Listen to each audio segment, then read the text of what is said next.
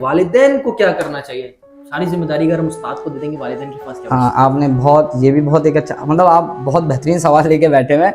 देखें, वालिदैन का भी एक बहुत बड़ा किरदार है। अगर टीचर के पास 5 घंटे बच्चा होता है ना, तो 19 घंटे पेरेंट्स के पास होता है। बस चलो 19 घंटे के अलावा निकाल दें, 2 घंटे ट्यूशन वाले भी पढ़ा रहे होते हैं, 17 घंटे। अब देखिए, पेरेंट्स की शिकायतें आती हैं, बच्चा पढ़ नहीं रहा। भाई कैसे पढ़ेगा? आपने 8 क्लास में उसको इस जैसा कोई फितना दिला दिया।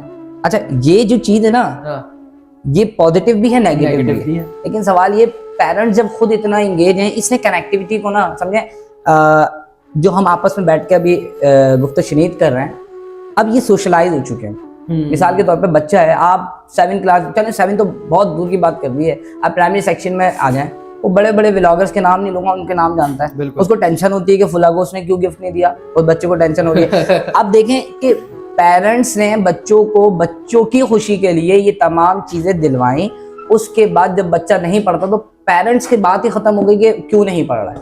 भाई आपका सबसे बड़ा किरदार है, पेरेंट्स का भी बहुत बड़ा किरदार है। जब पेरेंट्स उनको एजुकेशन के अलावा दूसरी चीजों में इंगेज कर रहे हैं, ऐसा ही है ना। देखिए, पहले का माहौल क्या होता था, ईशा के बाद सो जाते थे।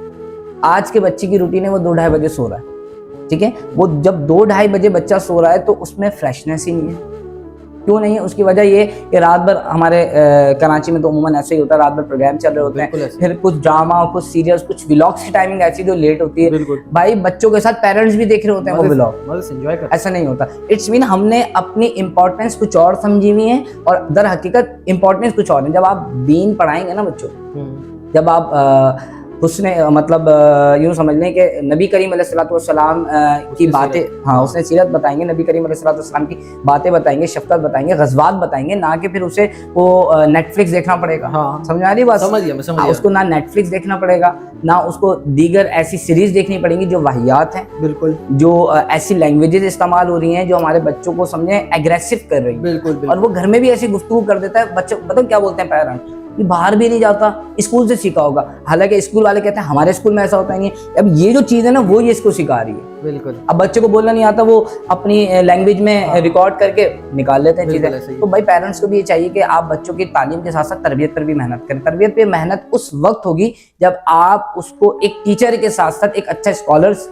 या यूँ समझ लें कि आप एक दीनी इदारे को भी ज्वाइन करवाएं। देखें, दीनी इदारों को ज्वाइन करवाना लाजमी है। आज के दौर में जो दौर चल रहा है एजुकेशन के हवाले से या और भी किसी भी हवाले से बात कर लें, तो आपको वाबस्तगी करवानी पड़ेगी अपने बच्चों के ईमान की हिफाजत के लिए भी, और ताकि आपके बच्चे आपके बड़े होकर आपके मुंह पे आगे ना खड़े हो जाएं कि आपने हमारे लिए किया गया।